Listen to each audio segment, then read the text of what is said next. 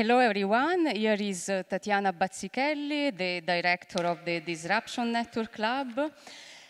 Close to me there is Mauro Mondello, journalist, writer and documentary filmmaker. We curated this conference together, so I'm also very happy to say welcome Mauro. And this is our 31st conference. The title is Organized Crime, a Global Business. And as usual, I would like to thank the people that are part of my team, and of course, together with Mauro Mondello, also Elena Velianosca and Sabina Barcucci that work on the production of this conference. Veronica Nad that worked on the administration, Jonas Franchi as press and designer, 𝗨𝘃𝗀𝗃𝗁𝗏 and 𝗨𝘃𝗵𝗁𝗏 for the communication, and 𝗨𝗪𝘃𝗀𝗵𝗁𝗏 that work as a production assistant. So thank you everyone, it's a really great pleasure to be here. Also I want to thank the audience that is both here offline and online. And normally, we always have this double feature, thanks also to the streaming of Boiling Heads media of Rana Vadikari and his team. So you are able to follow us from Berlin at the 𝗧𝗂𝗊𝗂𝗏𝗃𝗏 Bethanien, the Studio One, and also online. And I always want to tell the people that are online that they can ask questions to the speakers. And so this is a feature that we have. It's good to tell the people that are just watching us on YouTube, because then I suggest to go on our website in which you find the chat. And this is also something important that we want to offer to our audience. And before entering into the depth of the program of this conference, I would like to read a statement that we want to present as Disruption Network Lab, because we also don't want to ignore what is happening on the world at the moment, and we think that it's really important to start the conference in such way.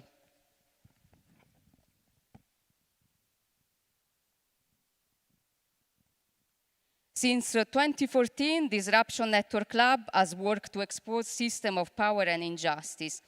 Like many no-profit organizations that have been working on culture and social justice for many years, we cannot ignore the current humanitarian catastrophe in Gaza, in Ukraine, and in other war zones in the world.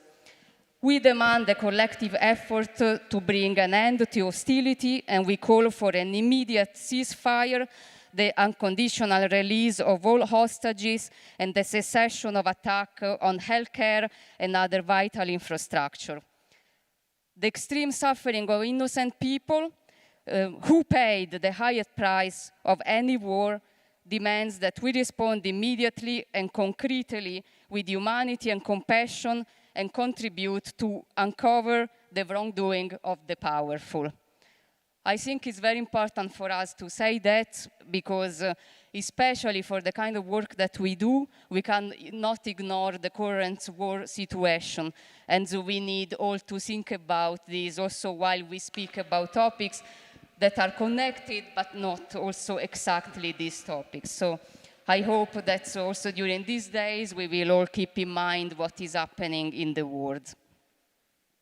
And now we want to go inside the topics of this conference.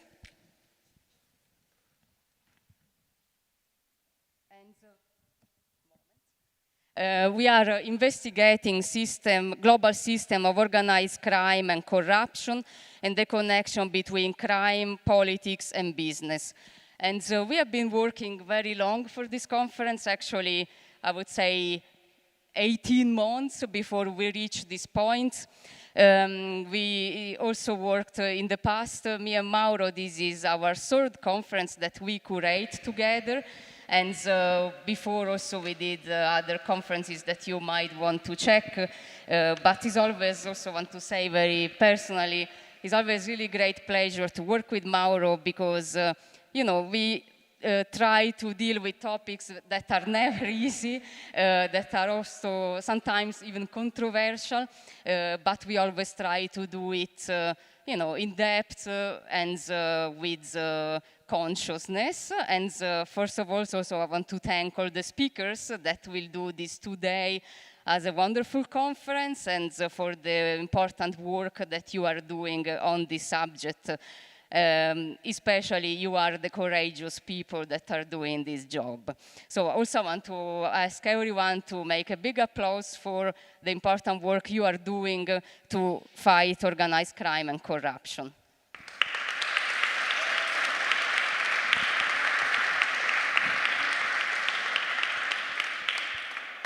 And this conference also started with the perspective of working from local to the global.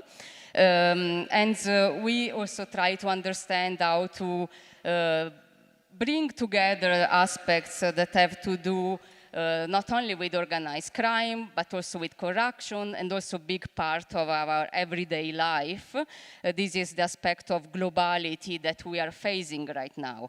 And now I will leave to Mauro to say a bit more about the topics of today and also our curatorial perspective. Yes, thank you, Tatiana. Thank you all for being here. And I also want to say at the beginning that for me it's a great pleasure to collaborate again with you and with the Disruption Network Club. As a freelancer, I have many collaborations, but this is one that I really care about, and I'm proud of this. I would like to explain you a bit how we designed this conference. When we started designing the conference, our main concern was about the tone that we had to set, the kind of narration that we wanted to give.